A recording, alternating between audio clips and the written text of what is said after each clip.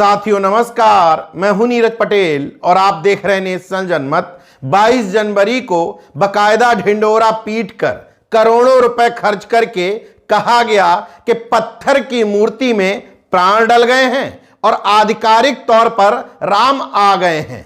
उससे पहले जितने भी राम मंदिर थे भारत में, उनमें राम थे या नहीं मैं नहीं कह सकता, लेकिन मोदी जी और उनके भक्तों ने कहा कि 22 जनवरी को राम आ गए हैं। मोदी जी के इस मेगा इवेंट में बीजेपी का स्टार प्रचारक धीरेंद्र शास्त्री भी शरीक था, तो उसने भी कहा कि सतयुग आ गया है। नेशनल जनमत को इसी तरह के बयानों से दिक्कत है। धर्म और आस्था आपका निजी विषय है, आप किसी में आस्था रखते हैं तो रखें, लेकिन जब धर्म को धंधा और आस्थावान लोगों को वोट बैंक का साधन बना लिया जाता है तब दिक्कत हो जाती है। ये किस आधार पर कह रहा हूं?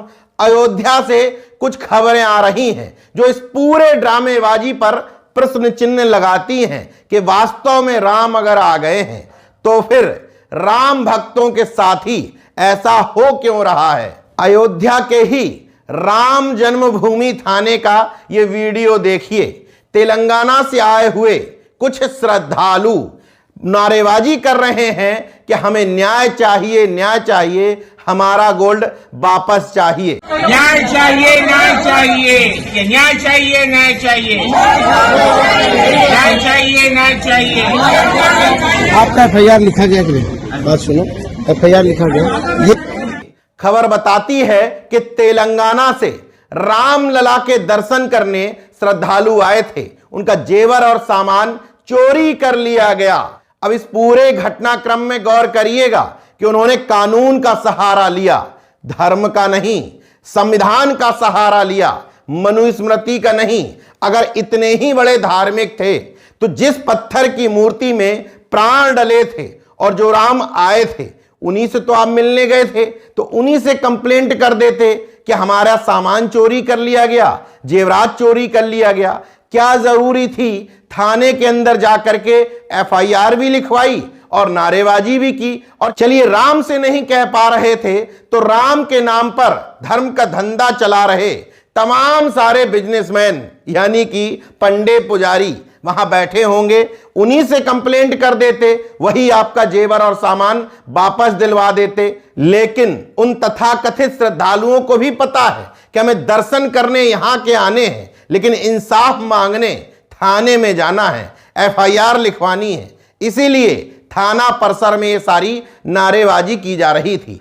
हो सकता है एक आध घटना संयोग से हो गई हो, तो इन घटनाओं पर जरा गौर फरमाइए। इन घटनाओं में श्रद्धालु किसी एक राज्य के नहीं बल्कि भारत के विभिन्न राज्यों से रामलला के दर्शन करने आ रहे थे या दर्शन करके लौट रहे थे। पहली खबर उत्तर प्रदेश के सीतापुर से।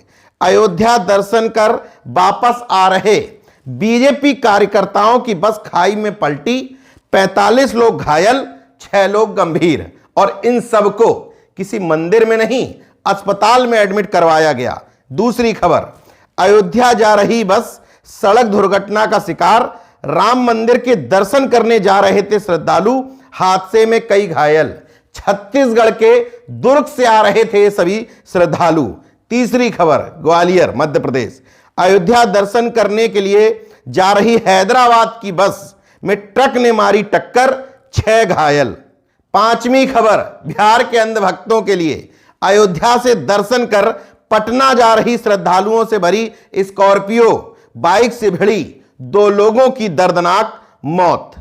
छठवीं खबर, अयोध्या से लौट रहे भाजपाइयों की बस डंपर से टकराई, 10 लोग घायल, 4 की हालत गंभीर। इन सभी 6 घटनाओं में जितने भी घायल हैं या मृतक हैं उनको पहले अस्पताल में भर्ती करवाया गया था, मंदिर में नहीं। इन सब घटनाओं को देखने के बावजूद अगर आपकी आंख नहीं खुल रही है तो बेचारे रामभद्राचार्य क्या करें। रामभद्राचार्य मतलब बेचारे बीमार तक हो गए, क्योंकि गुल्लू यानी कि अमीश देवगन ने कहा था कि जो राम मंदिर जाएगा उसको अस्पताल जाने की जरूरत ही नहीं पड़ेगी। राम मंदिर गए थे रामभद्राचार्य, मोदी जी के करीबी मित्र जो हैं, लेकिन उसके कुछ दिन बाद ही बीमार हुए तो अस्पताल में एडमिट करवाया गया। रामभद्राचार्य ने समझाने की कोशिश की, आप नहीं समझ पाए तो कम से कम इन चुनिंदा खबरों को ही देख लीजिए, गूगल पर टाइप करके देखिएगा।